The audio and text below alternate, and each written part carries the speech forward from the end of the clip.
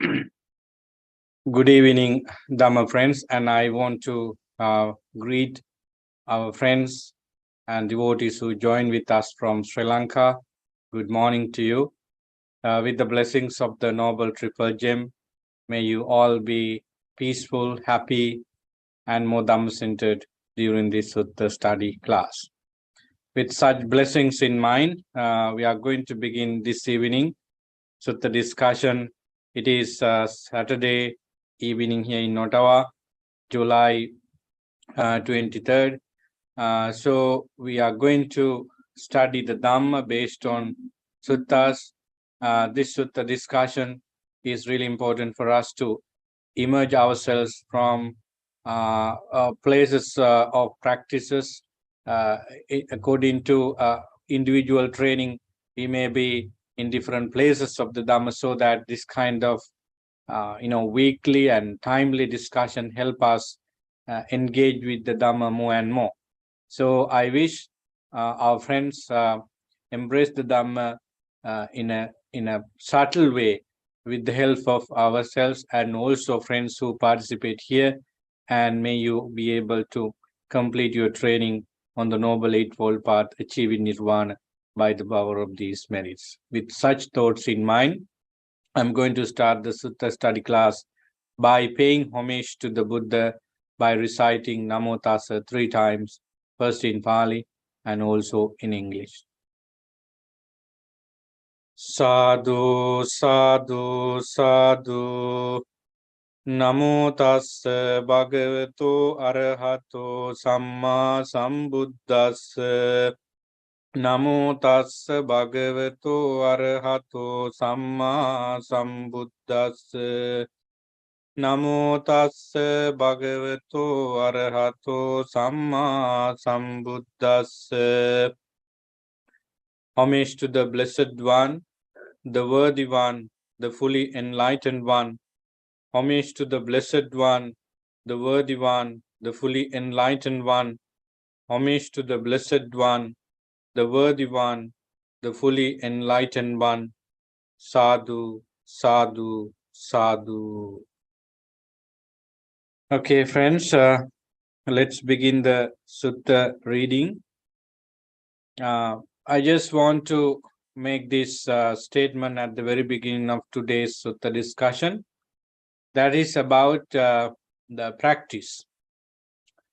Sometimes the Dhamma we read in suttas are relatively easy to understand, and we can even connect them to other Dhamma facts without any issue.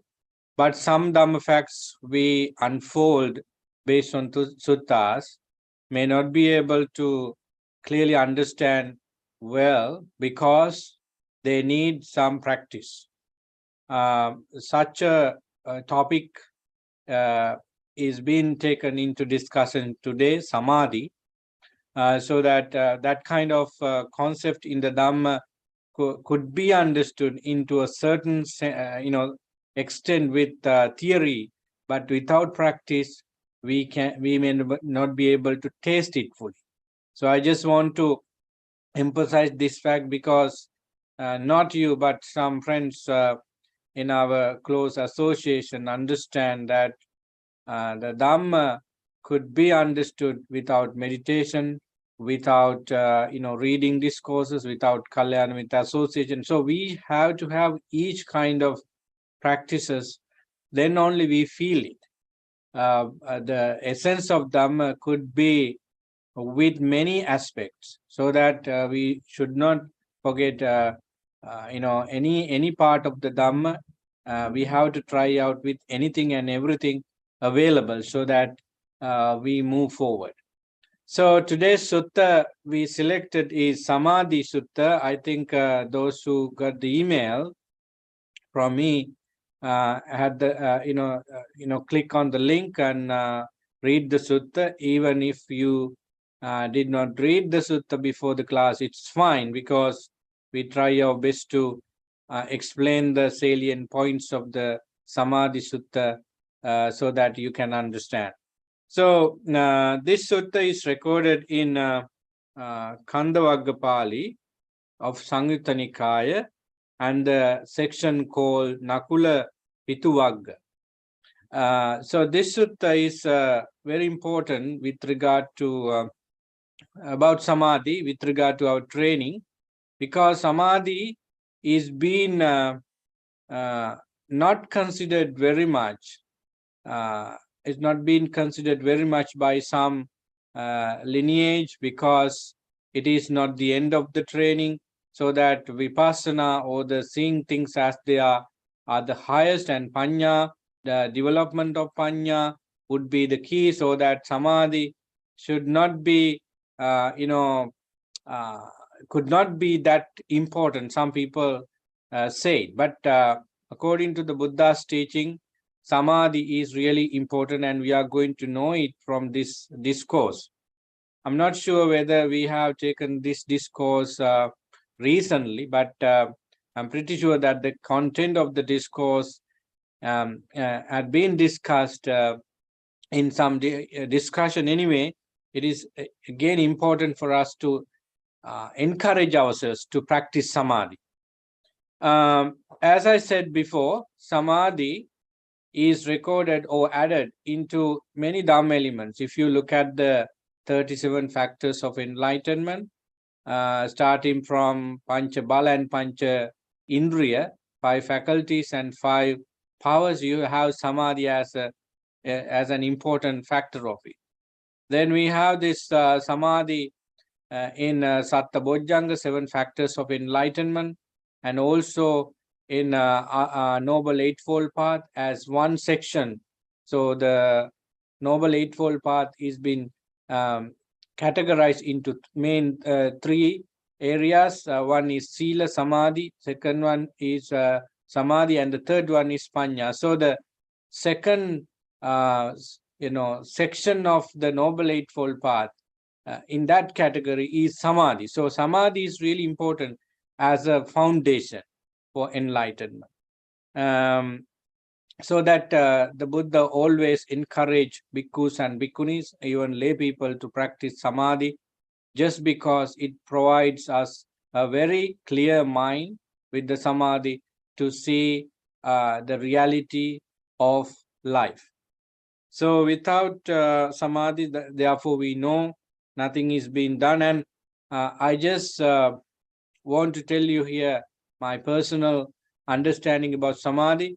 When you are in samadhi, when it's so gorgeous and you have shraddha and also virya, mindfulness is always up to the point.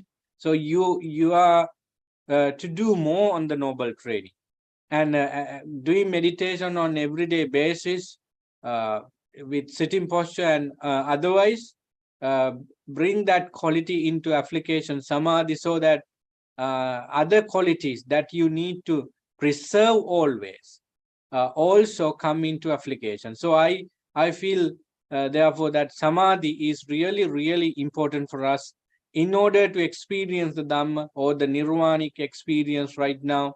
So samadhi is really important. Let's go to read the discourse, so then we can have a discussion. A mendicant should develop immersion. The very word the Bhikkhu Sujato uses here, immersion, or the particular word we always use is concentration, and samadhi could be used as an English term too. A mendicant should develop samadhi in order to truly understand the origin and ending of the 5 aggregates of clinging.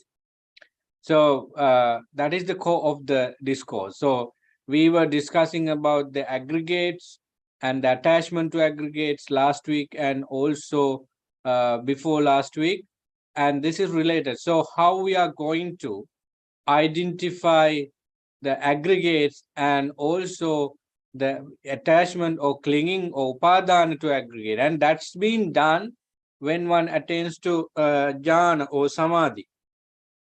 So let's read the discourse. Venerable Ananda started. I have heard this discourse while the Buddha was at Savatthi.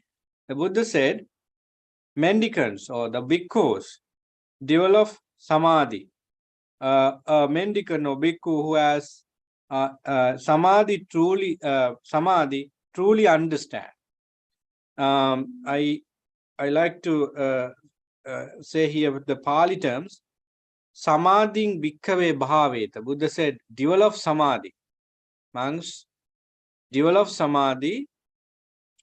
Why? Samahito bhikkhave bhikkhu yatha bhutam pajanati. When you develop samadhi, you can see the reality as it is, the truth as it is. Yatha bhuta, the Pali word is been translated as seeing things as they are. So now Buddha is going to elaborate what yatha bhuta, what we see as it is. This is how he said, Rupassa samudayancha attangamancha. So what you see is, of course, Rupa as it is, and then the arising of Rupa as well as ceasing of Rupa or the ending of Rupa. So what do they understand? The origin and ending of Rupa and feeling, and also the arising and passing of feelings, and then perception, sanya, and also the arising and passing of perception, sanya. Then sankhara, and the arising and passing of sankhara, and also the consciousness and the arising and passing of consciousness. These are the things we understand when we have samadhi always. So the Buddha's samadhi, or the teaching of samadhi, samadhi skandha, is for this purpose. So now people who claim that the samadhi is not important or irrelevant come to a question whether they're right, because the Buddha's statement here is that when you have samadhi, you are going to understand the truth as it is, and what kind of truth we understand with samadhi. Under the basis of samadhi, the five aggregates and they are arising and passing. Isn't this what we want to know from the subtle point of view in our mind? Yes. So Rupa, as we discussed last week and before last week, is form, and Rupa is always subject to change due to causes and condition. And we talk about how Rupa, when it is external, and also when it comes to our mind, and how we develop Upadaya Rupa, or the Rupa in the mind. And feeling, perception, sankhara, the mental formation, and consciousness. And if we talk about Nam Rupa, with that analysis also we understand that Rupa is there and the Nam is defining Rupa. So that this analysis is understood when only one has a very lucid, brilliant, and pure mind. We try our best to understand the five aggregates and the clingings to five aggregates, and we of course analyze Paticcasamuppada and every aspect of the Dhamma without samadhi. But the less chances is there for such people to get into deeper levels of mind and body, because they do it without samadhi, and the distance they can go in the analysis of the Buddha's teaching also is limited, because samadhi is the bringer of our mind into subtle level of wisdom. So theoretical understanding, Suttamaya Panya, could be attained by anyone without samadhi. No need to have much samadhi on it. For example, reading a discourse, even this Samadhi Sutta, needs some attention, needs some effort, because this is not giving you any pleasure like seeing a movie or whatever it is in the sensual world. So this need some effort to read. So even reading a discourse needs some attention, but it is not samadhi, as we discussed. So so that samadhi, with samadhi, we have that essence of our mind to harbor all kinds of spiritual qualities. So here it is very clear, when you have samadhi, you are going to see the truth, the yatabhuta. And what is yatabhuta means they are rupa, vedana, sanya, sankara, vijnana, and they are arising and passing status. So that is what actually we need. If you look at the Satipatthana Sutta,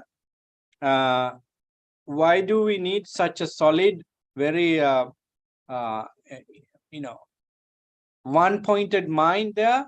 Because to stop abhijja domanas. And why do we stop abhijja domanas? We just want to understand there is nothing essence in this fathom long of the body. Nachakinchi loke upadi. The word loka there is not this world we conventionally talk about. The loka there is this five aggregates. So within that loka, we just want to stop abhijja domanas, and for the purpose of that we need sati. So sati is also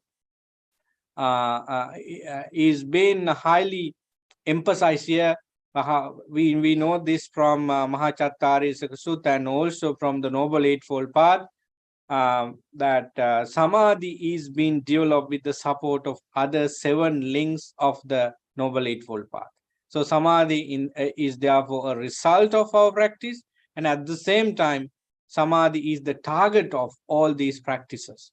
So if you look at the way the Buddha attained to enlightenment under the Bodhi tree on the Vesak full moon day, he enters into first jhana, second jhana, third jhana, fourth jhana. Based on fourth jhana, he was directing his mind to knowing his own past lives and also other living beings. And then based on samadhi, he was able to destroy all cankers, all taints, asava. So that samadhi is highly important. And the Buddha and the Arahants always meditated for nothing special like other normal monks and lay people. They wanted to attain samadhi just to experience nirvana. The nirvana, the taste of nirvana in samadhi is different from other normal times for the Buddha and also Arahants. So that they attain to samadhi just because they need to taste that nirvana. Ditta Dhamma Sukha Vihara, that particular name is given to samadhi just because it gives happiness for the one who attained to samadhi right now. So that I think we should encourage to have this samadhi, at least first jhana, second jhana. They are not that difficult, friends. So if you have no hindrances at all, you can check it with you, so that you are in first jhanic experience. Depending on people's quality of jhana, the happiness or the sukha of jhana would be different. For example, you must be in highly happy and what you call joyful in the first jhanic experience. Some people do not have such happiness at all because they must be attaining to first jhana for the first time, so that they have to master on that. If you look at Anupada Sutta of the Majjhima Nikaya, the Buddha clearly mentioned how Venerable Sariputta attained to first jhana, and in that first jhana, being in the first jhana, Venerable Sariputta was able to experience it in 16 ways, so that we can see that some extraordinary monks and nuns and lay people can reach into each aspect of first jhana, while some cannot do that.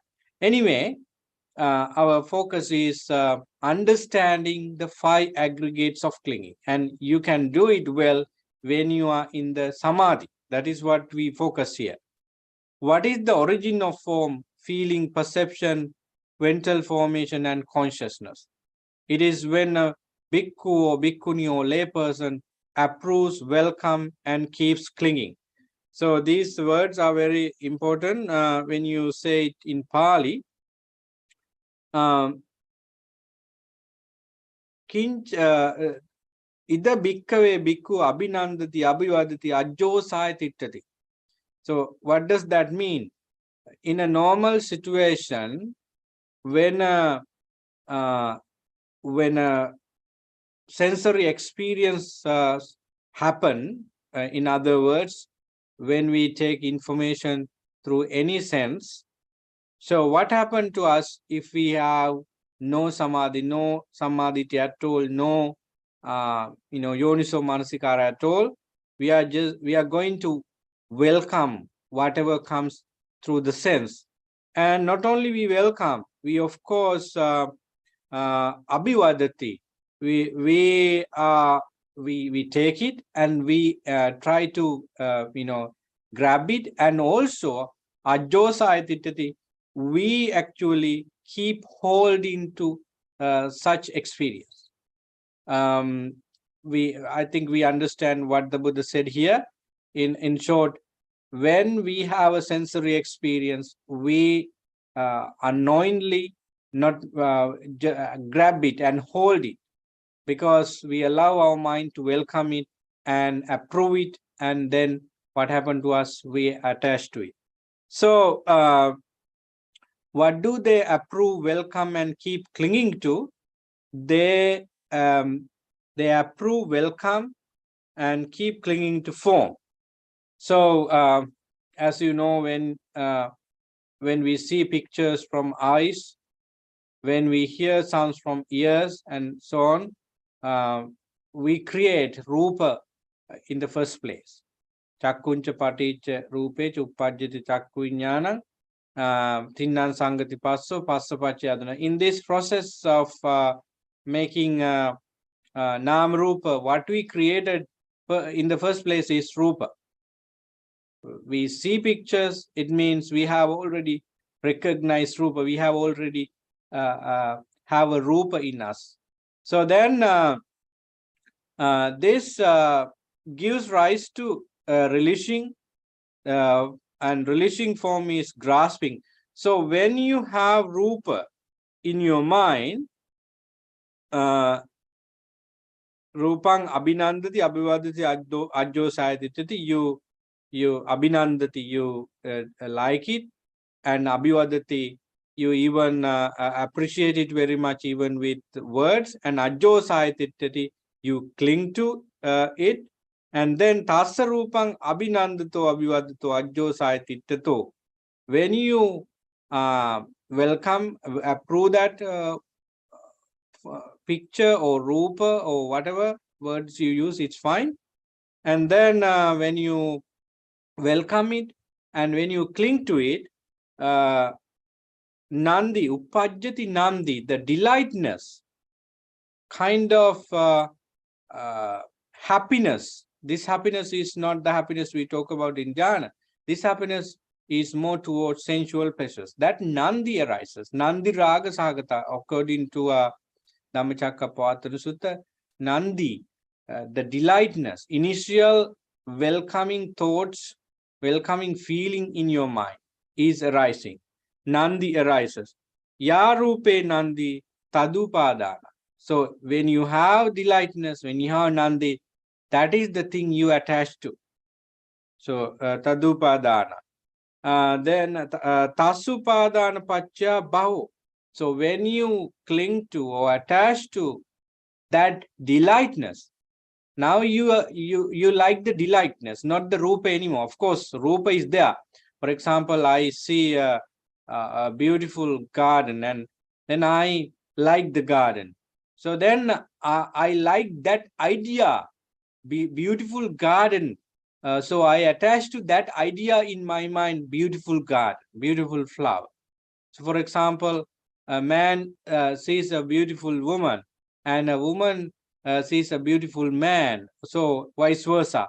So when they see the other party, they like that particular person, which means suddenly, immediately created the idea of delightness, Nandi, in mind, and you attach to that Nandi. So now you want to keep that delightful thought about the particular person outside without changing, and it is called the bhava. Existence of upadana is called bhava.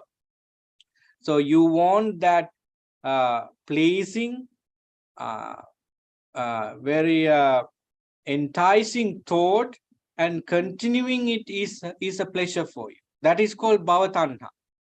So here Buddha said, tasu padana pacha bhavo. So keeping that clinging or attachment further and further is called bhava. And bhava pacha jati, when you try your best to exist that upadana further, that is called rising or birth. So you are here, and of course in the next moment you are going to you continue your existence, and that's mean you are reborning. And I'm talking about the momentary rebirth, not the conventional death and also rebirth. It could also mean here, for the purpose of understanding the Dhamma right now and ending craving, we have to understand that uh, there is two kind of birth. One is momentary birth, so, and the next one is conventional birth. So either one is could be understood here. So jati pacha jara maranang soka parideva dukkha domana supasa sambhava. When there is the birth of a particular person, either conventionally or momentarily, there is this mass suffering, what we call shoka, parideva, sorrow, lamentation, pain, grief, and even conventional death, and also sicknesses and so forth. So that is how the Buddha explained the process. Eva metasa kevalasa dukkha kandasa samudaya hoti. So now with regard to rupa, with regard to form, now you know how suffering arises. First, we are going to have a kind of welcoming feeling about rupa you see or you hear, or whatever rupa you created in mind. And then you cannot stop that, because where you enjoyed it and you attached to, so that you expect to exist in that, you like to be there, so that bhava jati rise accordingly, so that suffering also could be there depending on how much you attached. So in a normal situation, what we do is we like different things around us, we like different people, we like different ideologies. They are all about panchakkhanda, no matter which name we use. Suppose we like no problem at all in the society, and we want everybody to be happy. We want every problems should be solved, and no suffering at all in the society. So when this is not happening, we become worried, we become upset. If you are from Sri Lanka, you know how hard it is to exist in Sri Lanka now without cooking gas and fuel for vehicles, no petrol, no diesel. Therefore, the price of all commodities is so high, and nobody is happy at all in Sri Lanka, except except you have Dhamma. So people who have Dhamma can be happy at all without even all these commodities. Anyway, so this suffering is because as human beings, we expect things to be perfect. We just want everything to happen accordingly, right?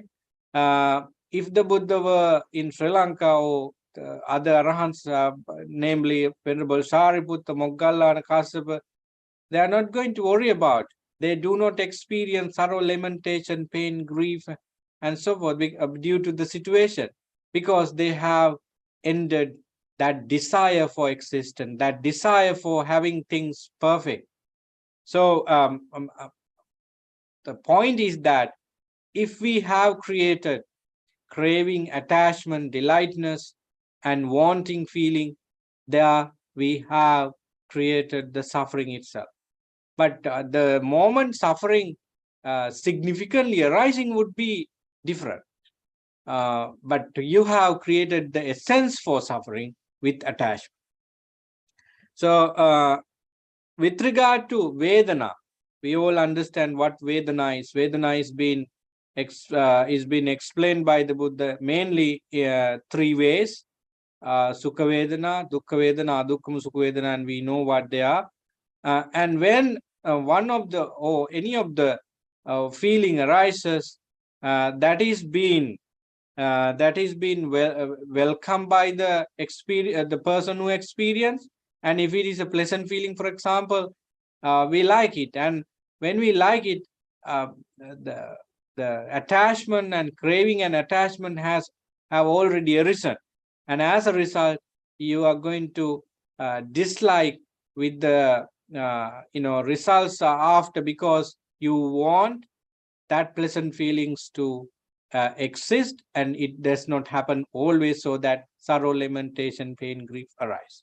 And likewise sanya, and also with sanya we have abhinandati, abhivadati, ajjosayati. We approve, welcome, and cling to sanya, and then we cling to sankhara, mental formation, and we cling to consciousness as well. Do you understand how we attach to sankhara and sanya? Because we always take first two and explain, and then we say etc, etc. So how we take sankhara and sanya? How do we attach to? So suppose you like Chinese food. When I say Chinese food, or perhaps you like kiribat, the milk rice. Perhaps you like pudding. Perhaps you like banana. So when I say this name, banana, pudding, ice cream, kiribat, milk rice, they are sanya. When I say these terms, you have recognized them immediately as a food and as a tasty food, and the taste is also remembered, recollected. So that is called sankhara. So these sankharas and sanyas, along with rupa, worked immediately, so that they are sankhara. So with these, you don't definitely, I know that you don't have any of these food in front of your computer now, but you like the sanya, you like that word, you have created good feeling about it. Maybe you're going to eat it later because you heard about those words. So that is how we created abhinandati, abhivadati, ajjotayasati. Even with word, we have created those thought process in mind. So sanya and sankhara as aggregate are being created, and attachment to them has already there, so that bhava and jati and all kinds of suffering are entailed there with the sanya and the sankhara, and also and so forth. So in this sutta, Buddha said this is the origin. With samadhi we can easily investigate. We can the process of rupa and vedana, sanya, sankhara, vijnana into this level. This is why we need samadhi as a practice, as a essence, as a dhamma. So friends, it is very important for us to understand the samadhi as an essential elements of dhamma. Let me remember the Dhammapada stanza where the Buddha talks about the importance of samadhi. Natti janang apanyasa panya natti ajayato yamhi janaja panyaja save nibbana santike. In this Dhammapada stanza, the Buddha clearly mentioned that natti janang apanyasa. without wisdom, there is no samadhi. Without wisdom, there is no samadhi. That is being understood very clearly with the samadhi teaching, and also Mahachattari Sutta, where the Buddha explained Arya Samma Samadhi. Who the first quality that everyone need is samadhi. That is the Pubbangama Dhamma, that is coming first. That is coming as a very important factor. So with samadhi, we have wisdom and panya. So then we develop samadhi. So natti janang apanyasa. Panya natti ajayatu. And panya or wisdom could not be developed further without the presence of concentration or samadhi as well. Because look at the way the Buddha explained here the 5 aggregates. So without samadhi, we cannot see through. We cannot see the fundamental realities of mind and body. So, so samadhi, the clarity of mind, one-pointedness, ekagata are really important. So, nati janang apanyasa, panya nati adayata. Yam hi janancha panyancha. Whenever a person develops both samadhi and panya together, save nibbana santike, he is the one who get closer into nirvana. He is the one who embraces nirvana. So that we understand both samadhi and panya should be developed together. Here Buddha continues, this is the origin of form, feeling, perception, mental formation and consciousness. And what is the ending of Rupa, Vedana, Sanya, Sankara, Vijnana? It's when bhikkhu doesn't welcome and approve and appreciate and cling to, then the ending of aggregates and clinging to aggregates takes place. Why and how a person could not welcome and appreciate and cling to Rupa, Vedana, Sanya, Sankara, Vijnana? We know the fact that we should not attach to Rupa, Vedana, Sanya, Sankara, Vijnana, but it happens. Wow, and why? Because we have no much strength yet on Sati, Samadhi, Sati, Virya, Saddha, Virya, Sati, Samadhi, Panya. If I talk that fact through 5 spiritual faculties and 5 hours, we can say that we have no strength on these 5 spiritual faculties. In other words, we haven't done much on the development of Pancha Indriya and Pancha Bala yet. That's why we fail. We see that our mind goes to attachment. We see our mind is in trouble. Still we are in trouble. Still we embrace troublesome things. Why? Because we have we lack of that strength on spiritual faculties. So when you see clearly that form, feeling, perception, mental formation, and consciousness ceases there as they arise, they cease, so that it is a very important experience for you to stop craving, clinging, and suffering. So right after that statement in the discourse, Buddha clearly mentioned, when a bhikkhu or bhikkhuni nabhinandati, nabhivadati, najosaya tittati, there is no nandi, there is no upadana. When there is no upadana, there is no bhava. When there is no bhava, there is no jati. And no jati means no suffering at all. So isn't it easy to understand for us that where we should solve this problem?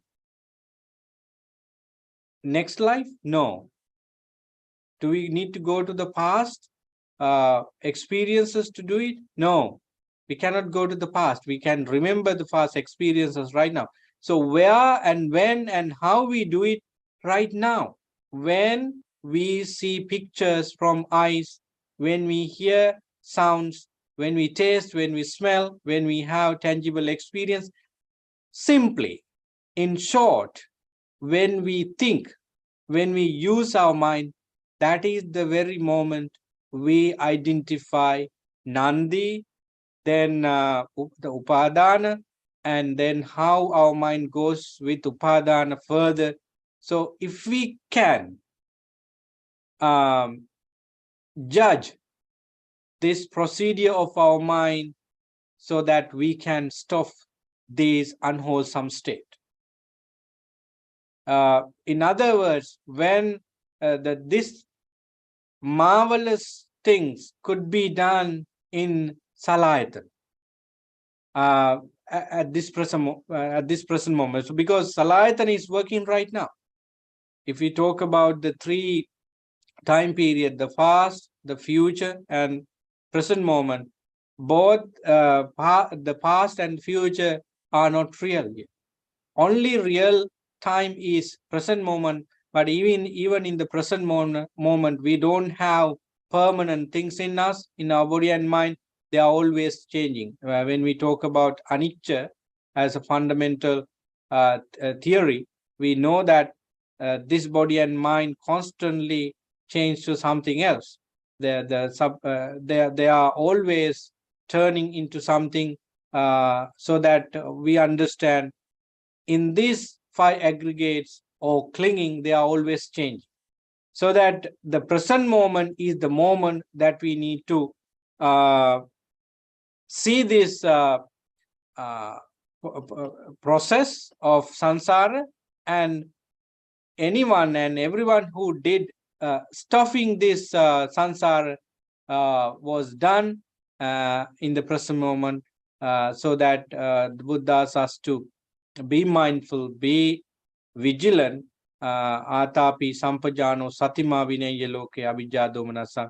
When you are mindful, when you are vigilant, when you are ardent, so your spiritual faculties are open to stop the flow of craving. So that, friends, samadhi is a result of being mindful. Samadhi is the quality of our mind when it is not going to any sort of craving. First thing, the samadhi, the quality of samadhi does for us is ending five hindrances. That should also be understood. So there are many other discourses by the name of samadhi, samadhi panya, samadhi bhavana, one of the famous discourses in Samyutta Nikaya.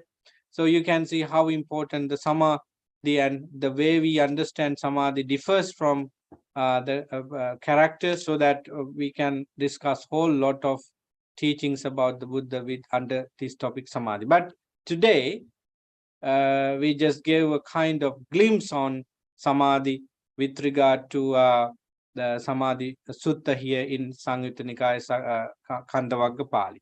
The very section is called Khandavagga Pali. That means samadhi is for understanding aggregates and also clinging.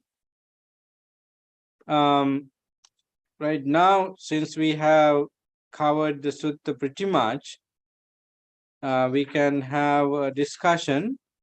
Again, the Buddha's emphasis on this discourse: a bhikkhu should make an effort in seclusion in order to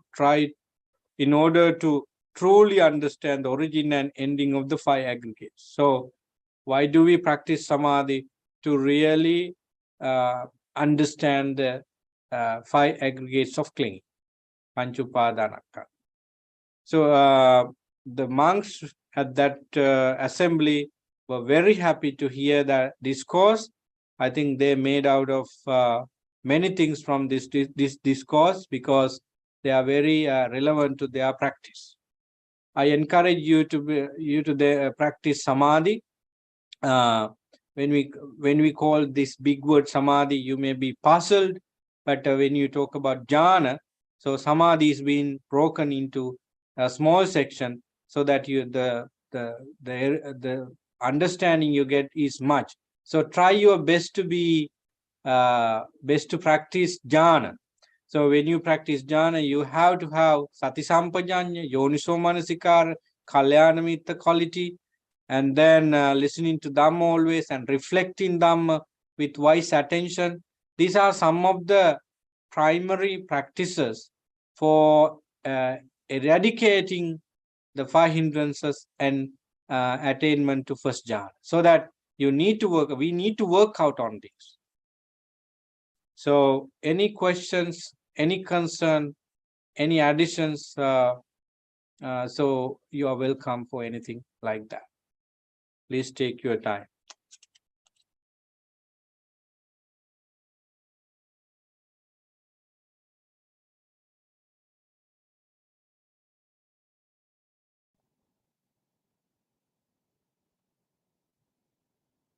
Yes, Vimal Mahatma has raised his hand. Please unmute and talk. Thiruvan Sarnai Bhante, I noted our focus is totally on the Chakku Rupa. Why not the other Rupa such as Shabda Rupa, Rasa Rupa and so on? Yeah, that is because I think not knowing about what has to be focused. Of course, like Chakruka, Rupa, we have to be mindful of Sabda Rupa and other Rupa also, because the Rupa that is created based on I is also there. But how about if the Rupa we create through Sabda? Suppose you are just reading a book and you hear the sound of somebody else outside, so you recognize that particular person by the sound, and then you create the rupa of that particular person even without turning. Oh, this man is talking. So we create, yeah, the concern is very good. We have to be mindful about Chakrupa and also Sadrupa, Rasarupa, Gandharupa, Pottabrupa, and Dhamma and so on. Yeah, at the end, this is why we call Rupa Skanda. Each Skanda is explained in 11 ways. Rupa could be present or past or future, subtle or gross, Ajat Bahidha, external or internal. In such a way, Rupa Kanda is being explained. And of course, we can say Chakrupa, Sabdarupa, and so forth. So at the end, overall, Rupa Kanda is to be understood fully in order to make a difference in your training. So yes, we have to understand. It's a matter of training and listening to Dhamma. We always take Rupa. We always take the first sense or first factor of set of teaching, and we do not go into other senses or set of teaching later on, because we say etc., etc. So that some people misunderstood that only Rupa means what we see. Of course, it's called Rupa, Chakku, Rupa. The very word is there. But Sabda, so Sota, Sabda is also a Rupa at the end. It turns to be a Rupa, right? For example, if you say the Srima Bodhi, and if you say Ruang Velisaya, the stupa, so we have that picture in our mind. So we have been created. Rupa Kanda is being created by each ways. So yeah, in terms of reflecting accurately, we have to get these Rupa from each sources as Rupa. Thank you very much, Vimal Mahatma, for the question. Thank you, Bhante. Thiruvan Sarnai. Thiruvan Sarnai. So I just want to emphasize again, the very important fact is meditation. When you meditate and feel that you have no hindrance at all, just direct your mind to say Rupa. The very mind we experience in Samadhi is nothing but Rupa.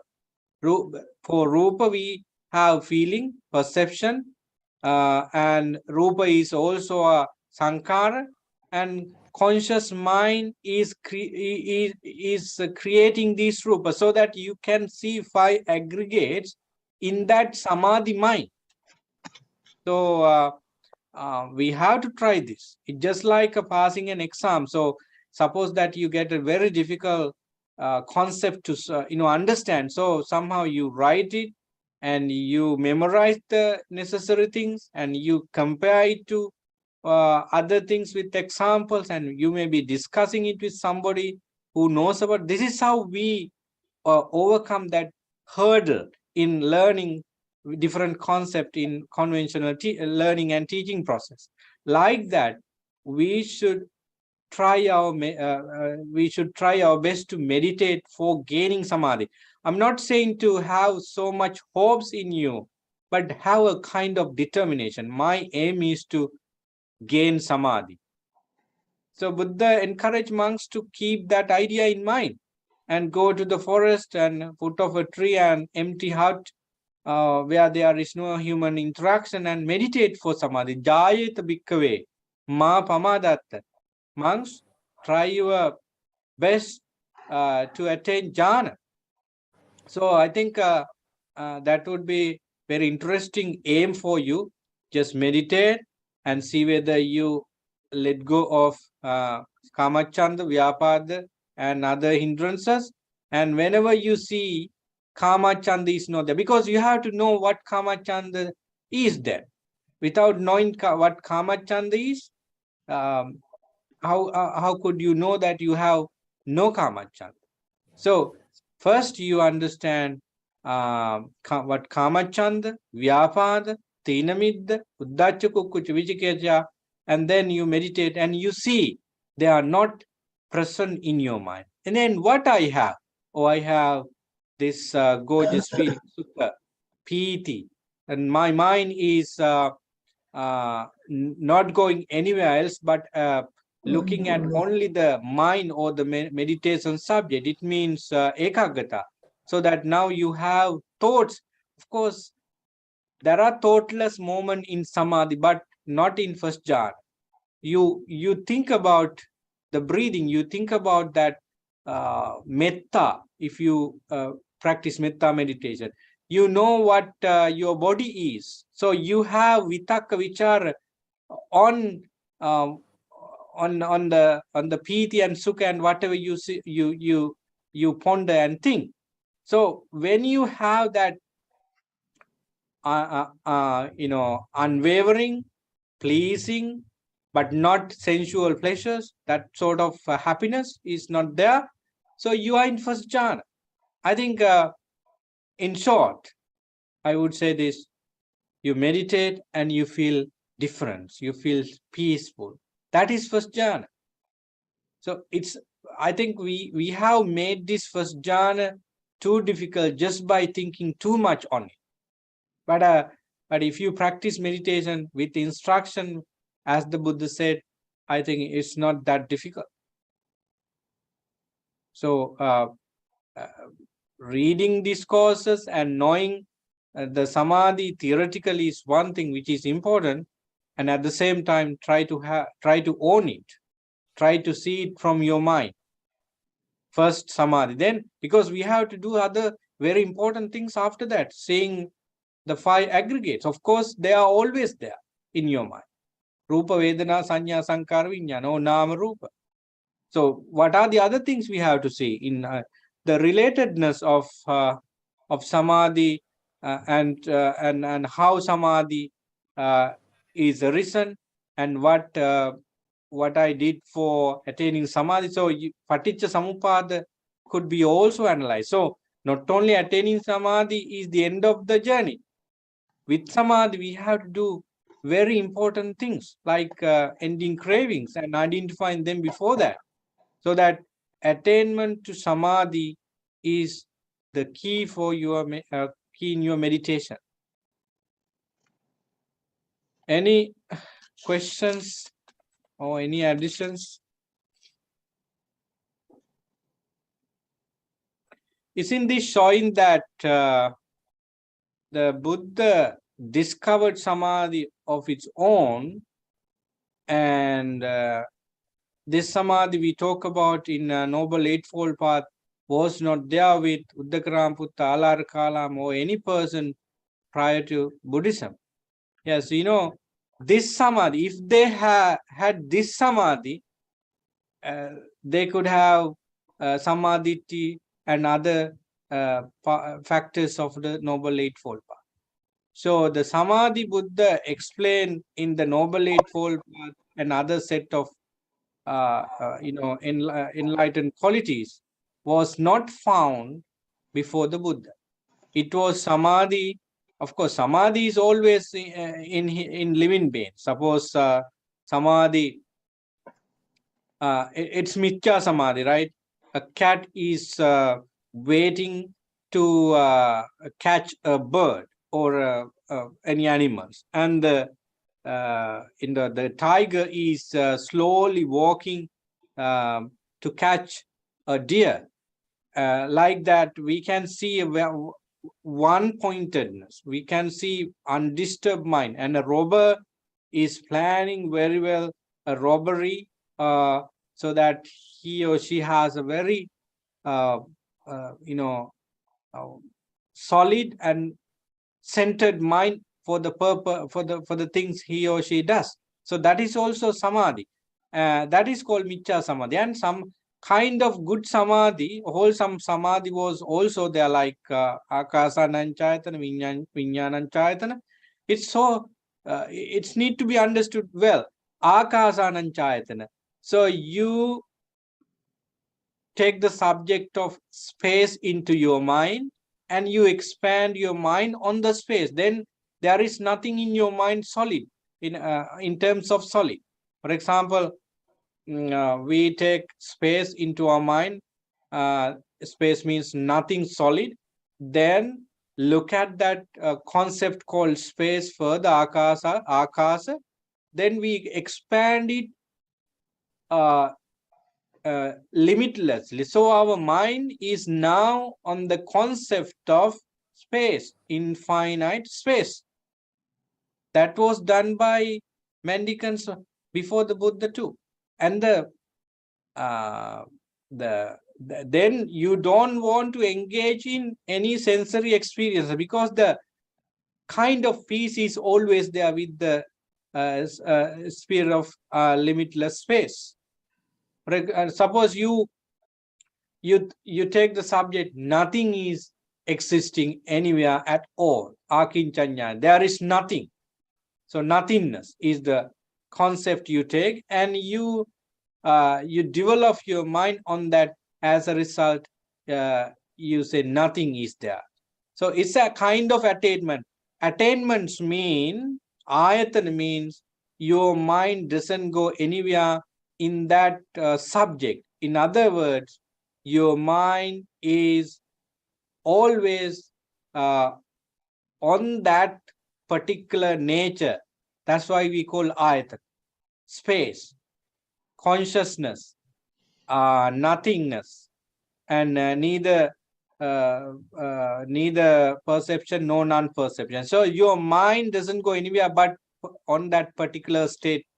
So that's why we call ayatana. So before the Buddha, people were able to find this kind of ekaggata, and Buddha adopted those four immaterial jhana into his teaching, not into Noble Eightfold Path, but it is it is mentioned in the Cheto Vimutti section, when and a person who complete the Cheto Vimutti also experience these four immaterial jhana. So, however, Samma Samadhi is a discovery of the Buddha. It is a part of the Buddha's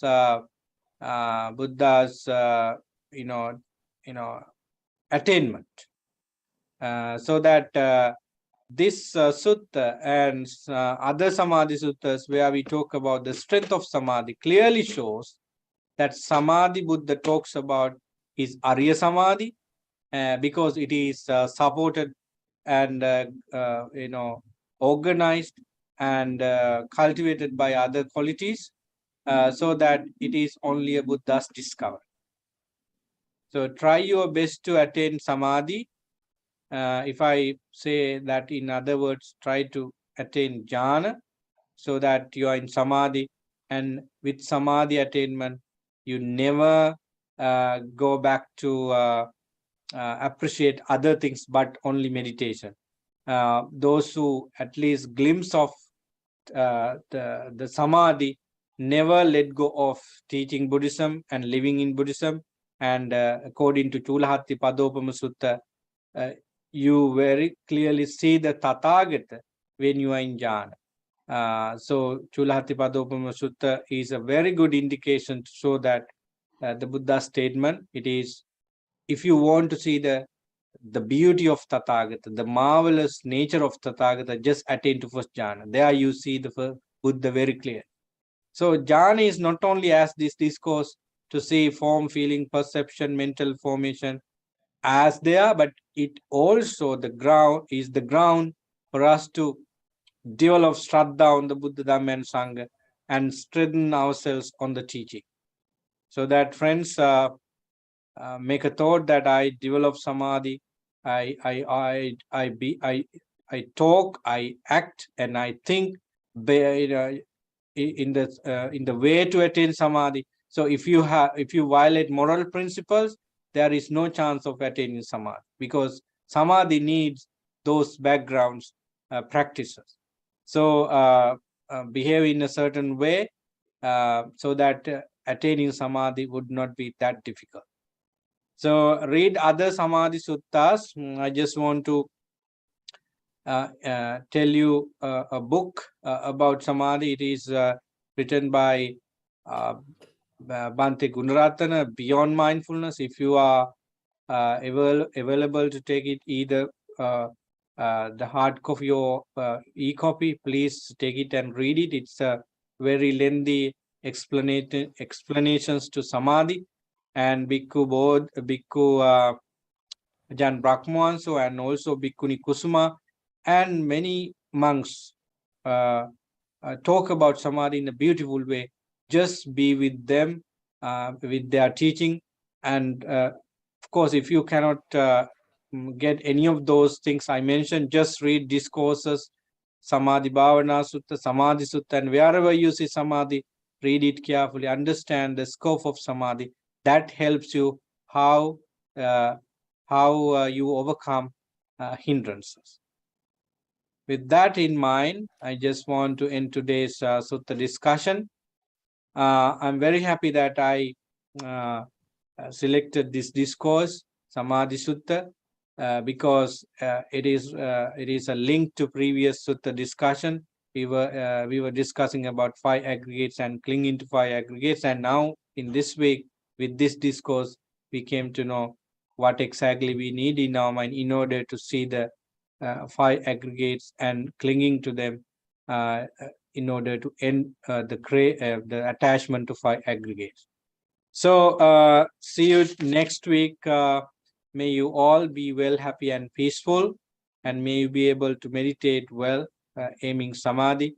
And as always, I say, may these merits be with you for good health and peace of mind.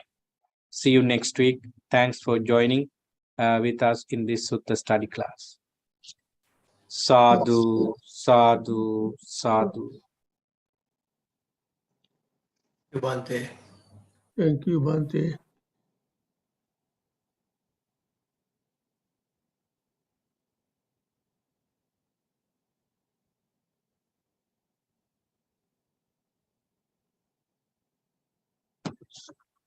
Thank you, Bhante. You're welcome.